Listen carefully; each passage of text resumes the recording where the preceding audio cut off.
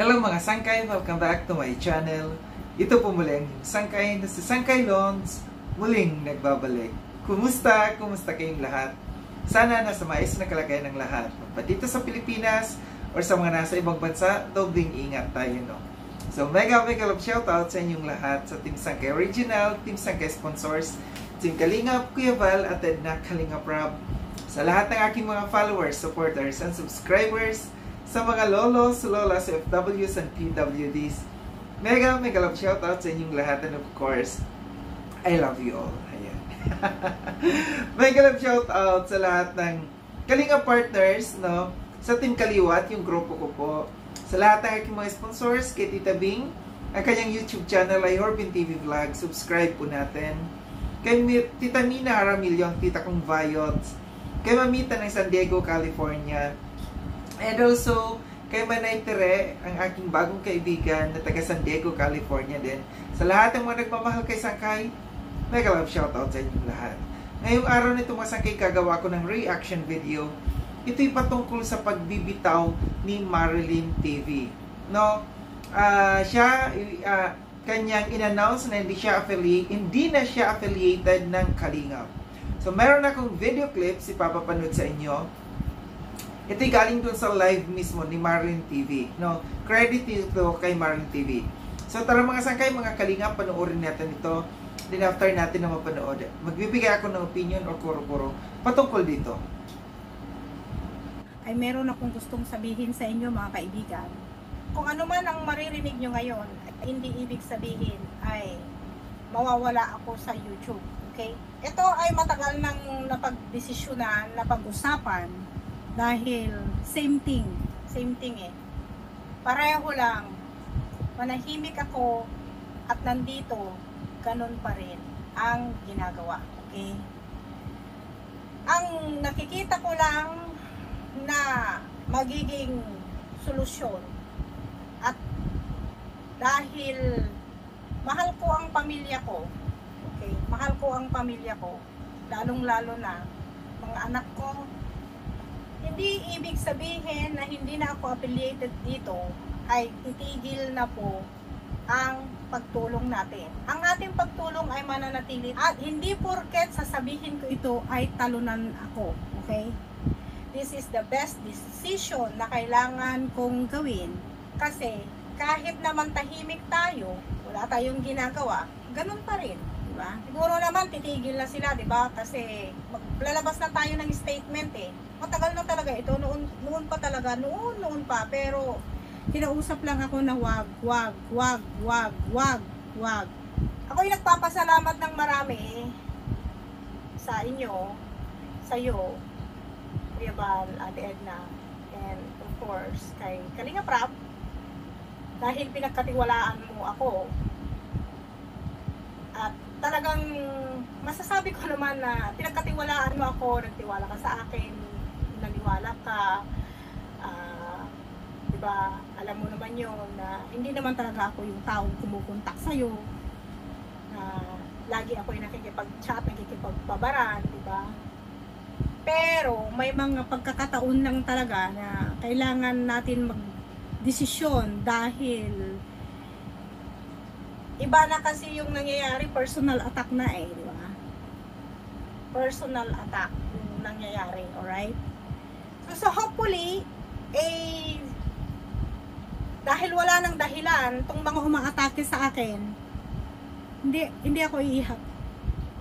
Hindi ako iiyak, okay? So ngayon, dahil kahit nandito tayo, ano man ang gawin natin na tama, pagtulong, kahit anong pagtulong, yung gagawin natin, yung puso natin, binigay na natin lahat-lahat, kahit busy tayo, may mga bagay na kailangan natin gawin. Walang saysay, kasi personal attack ang ano nila sa akin. Okay? Personal attack nila ako. Pagtutulungan ka, di ba? Pagtutulungan ka. And hanggat nandyan ako, hanggat affiliated ako sa loob ng Kalingap, hindi nila ako tatantanan. dahil nakafocus sila sa akin. Ako ang target nila. Yan. Ngayon, siguro wala na kayong dahilan para bantayan ako at atakihin ako dahil hindi na ako affiliated ng Kalingap as of today. Today is June 21, 2024. Time 8:50 in the evening.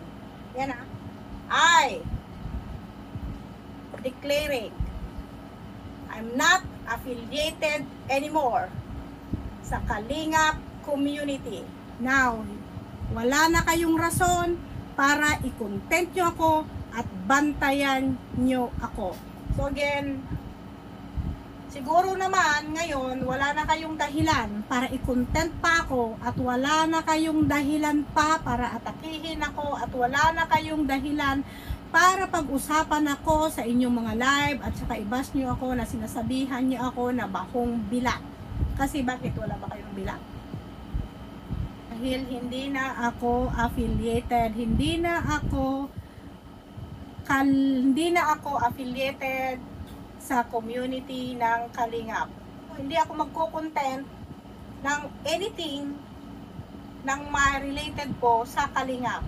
Again, Kuya Bal, ako ay taos-pusong nagpapasalamat. Taos-puso po akong nagpapasalamat sa iyo at sa pamilya mo. Dahil nung time na yon ay talagang kung ano yung sinabi mo, yun din yung review, yung review, yung video na yon. Ayan. Kung meron man akong aayusin tungkol doon sa issue na yon, ako mismo ang aayos. Okay, ako mismo ang aayos. Ako ang gagawa ng paraan kung paano ko aayusin yon. Okay? Dahil wala na ako sa community ng Kalingap, kung ano man ang naging problema that time, ako mismo ang haharap at ako mismo ang aayos. So yun mga sangkay, mga Kalingap, no, at pinapanood mo yung video clips na aking kinuha mula doon sa live ni Marilyn Pablo, no. So yun na nga, no, in-announce na niya na hindi na siya affiliated pa ng Kalingap, hindi na siya magko-content pa ng Kalingap, no. Siya ay mananahimik na, hindi na siya makikialam pa dito sa Kalingap. Ako yung sobrang napaisip lamang dito, no. Bakit bigla-bigla yung kanyang pagbibitaw dito, no, sa pag-alis dito sa Kalingap? Anong dahilan? So yung sinasabi niyang dahilan dito na paulit-ulit niyang sinasabi na yung mga taong bumabanat sa kanya, no, na wala na silang dahilan na para banatan siya, wala na silang dahilan na para balahurain siya, wala na silang dahilan na para bantayan siya sa kanyang mga ginagawa, sa kanyang mga pagla-live. Dito yung sa mga taong bumabatikos sa kanya, no. So, itong sinasabi niya dahil nga affected daw yung kanyang, naapektuhan yung kanyang pamilya dahil dito sa mga banat ng mga ito. So, ito yung nagiging rason, ito yung nakikita kong rason, no, na kung bakit siya yung nagbitaw dito, no. Bakit siya umalis dito sa Kalingap. Base dito sa kanyang statement, ito yung naiisip ko na dahilan na dahil sa mga bumabatikos sa kanya, dahil naapektuhan na yung kanyang pamilya, no, kaya siya nagbitaw. So, si Marilyn TV, hindi na ito bago na umalis siya dito sa Kalingap, ano. Alam natin noon, umalis na rin siya ito. Tapos yung kanyang channel, kanyang shinut down din, no. Pangalawa na ito na beses na kanyang pag-alis dito sa Kalingap. Siguro, sa tingin ko, gusto lamang niyang magpahinga, no. Gusto magpahinga ni Marilyn TV. Ito yung mga ito yung mga tao na tingin ko mahina yung loob, no. Mahina yung kanilang loob pagka sila yung mga binabanatan, pagka sila yung binabatikos, pagka sila yung binabash, lalo't lalo ng mga kapwa reactors. Ito yung dapat ipaalala natin sa sarili natin, na kung tayo ipapasok dito sa social media, kung tayo magiging vlogger, magiging influencer, ready natin, no, ang ating sarili. At lalo't lalo na sinasabi niya na ang ginagawa nitong mga kumakalaban sa kanya, personal attack na yung ginagawa sa kanya. Paulit-ulit niya, sinasabi niya na yung dahilan kung bakit, dahil nga sa mga personal attack na ginagawa sa kanya ng mga nagko-content sa kanya. Kahit pa paano, si Marlin TV may naiambag din dito, no? Sa community ni Kalinga Prab, yung daya, no, sa mga reactors, defenders ni Kalinga Prab, siya yung naging head dito. Kahit pa paano na nakaambag siya dito, may mga na-solve siyang mga problema dito. Siguro lang talaga, hindi lang niya siguro talaga kaya yung i-handle dito yung mga pangyayaring ito, yung pagka tinitira ka na ng personal ng mga kalaban, no? Doon siya medyo weak para sa tingin ko. May umagaw ng attention sa akin yung kanyang sinasabi, no?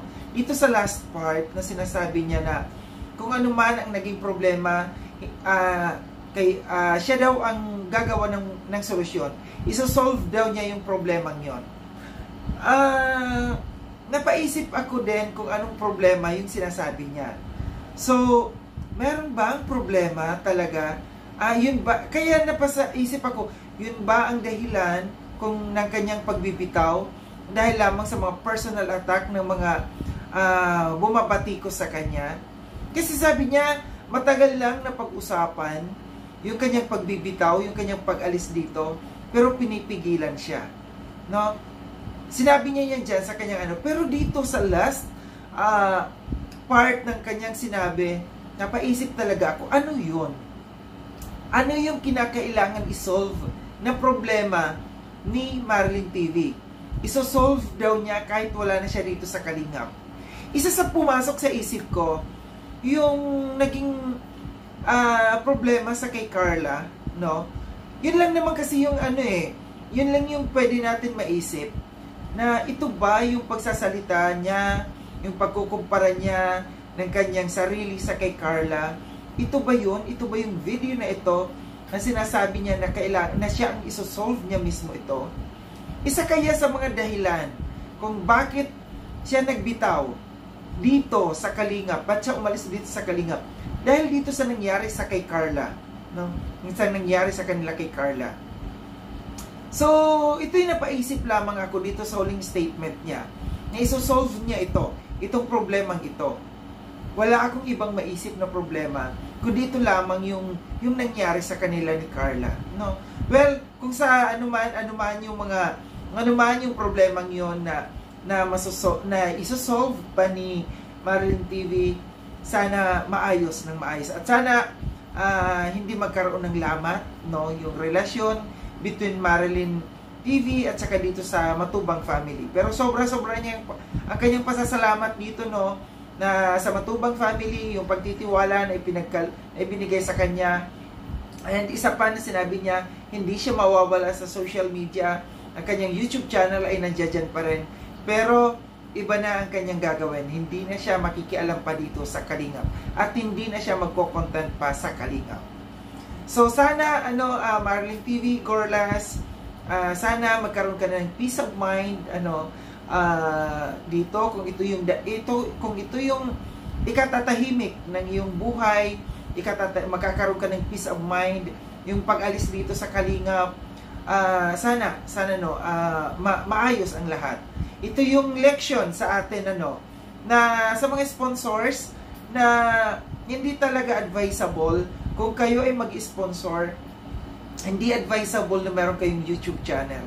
Kasi may involve kayo dito sa gulo. Ako kay Tita Inday PB, no? Na sobrang nandiyan yung suporta sa Kalingap.